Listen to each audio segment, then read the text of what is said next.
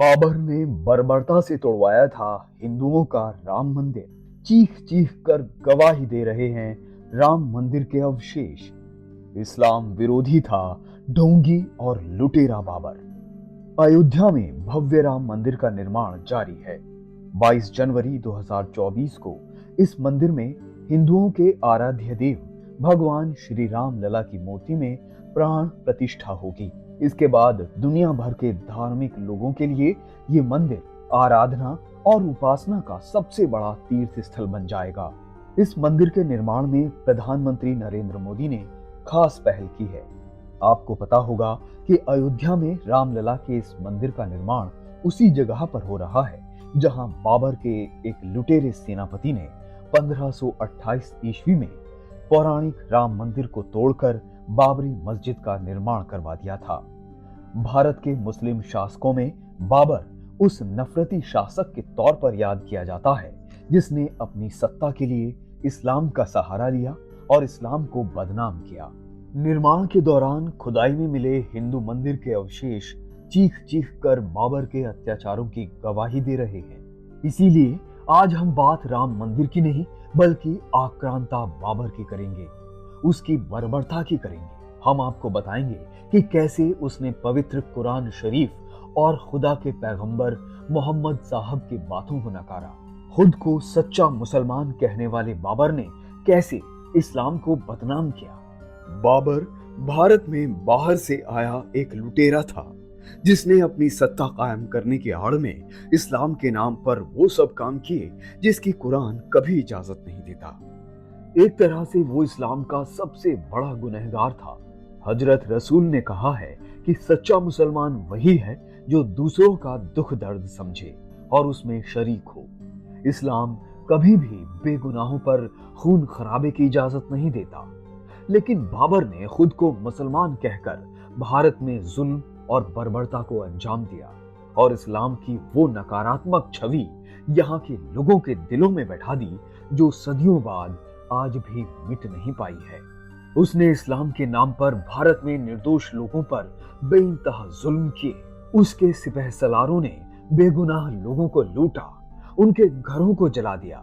इस्लाम में मनाही के बाद भी उसने चुन चुन कर हिंदुओं के धार्मिक मंदिरों को तोड़वाया और वहां मस्जिदें बनवाई। अगर बाबर इस्लाम का सच्चा उपासक होता तो वो इस्लाम को बदनाम करने वाले ये काम कभी नहीं करता। इस्लाम बेकसूरों पर जुल्म निषेध करता है। इस्लाम ऐसी जगहों पर इबादत की मनाही करता है जहां जमीन कब्जा करके या जोर जबरदस्ती से मस्जिदें बनाई जाएं। इस्लाम महिलाओं के सम्मान की बात करता है। इस्लाम में लूटपाट और जुल्म के जरिए कमाई निषेध है। इस्लाम दीन की, ईमान की, नेकी और दरियादिली की बात करता है।